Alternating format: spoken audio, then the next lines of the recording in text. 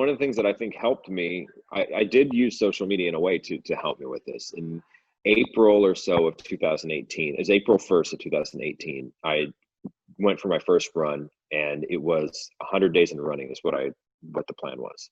So I ran every single day, and it's like right when I started, like I guess I ran a 5K like, a month earlier.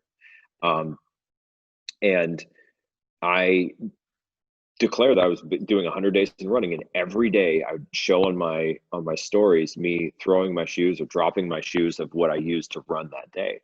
And people, like, it was always cool because like a lot of people like got behind and were encouraging me as I was doing this, like, oh my gosh, you're really going after it, you're not quitting, like, oh, and it was early on, like maybe 2 or 3 weeks in, people were like, wow, I'm motivated by you, like you are really sticking with this. And also got the Apple Watch, which I think is incredible because you can have your friends We've involved had in this it. They see your conversation. milestones or they see your workouts, and you get praises from people. The Apple Watch, Yeah. I think we had this conversation the first time we spoke, but Sorry, just lost you there for a sec. You're good. No, it gamifies working out in a way. You there? Yeah, I'm here. Can you hear me? Yeah, I can hear you now. I was just saying that the Apple Watch gamifies working out in a way that nothing else does. 100%. Like I have a Whoop band, which I like, but I think the Apple Watch gives you more. I've never done anything except for the Apple Watch. And lately, honestly, for the last month, I haven't even worn my Apple Watch, because I'll go I'll just start playing like number games. So like in November, I did whatever, like 2,000 calories a day burned working out, which was like 4 to 5 hours of working out a day, which is kind of insane. Yeah. But then it got to a point where like at the end of November, I was like, oh, now I have to do 100,000 in December. And I was like, no, I can't. I'm not doing that. I took it off. Yeah, too much. Then I was just I was doing it till I was burnt out at the end of the day.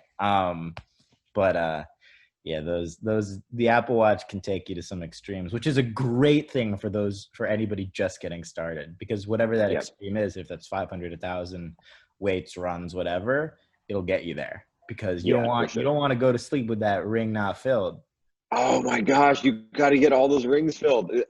Oh man, it's unfortunate how many times I was racing over to the gym at 11 p.m. just so I could get that ring filled, before the midnight hour. I know.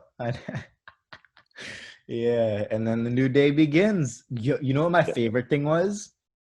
Go work out at 11, leave at 1. So you got the next day. Gosh. You got some like bonus points for the next day.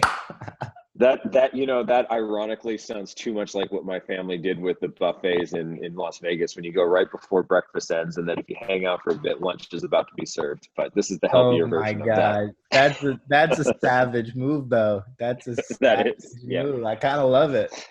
Yep. If you're gonna do it, you might as well do it smart. Exactly. Yeah, that's amazing. But yeah, that social accountability is really underrated. It's something that, I mean, I guess I've done by default, but it's not something that I ever consciously did. But I've seen friends who've done it very consciously, and it's done wonders, because what happens then is it becomes a conversation point, right? Anything that you're passionate about, you have to talk about constantly, or else you'll either lose passion for that or you won't stay disciplined in that. If I tell you that, if I want to become a professional skydiver tomorrow, right?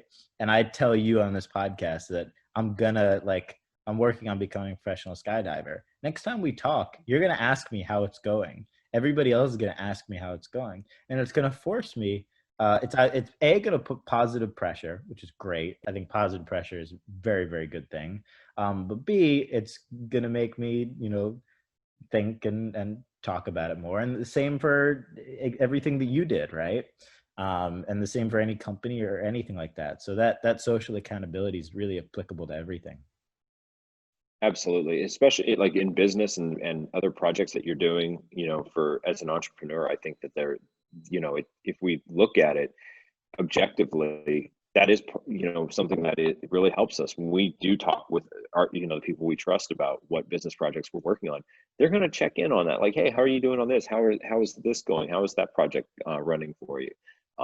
So we do it as entrepreneurs all the time without even necessarily thinking about it. But if you apply a lot of what you do as an entrepreneur to, fitness and health, like, you will find it'll work just like it does for your business.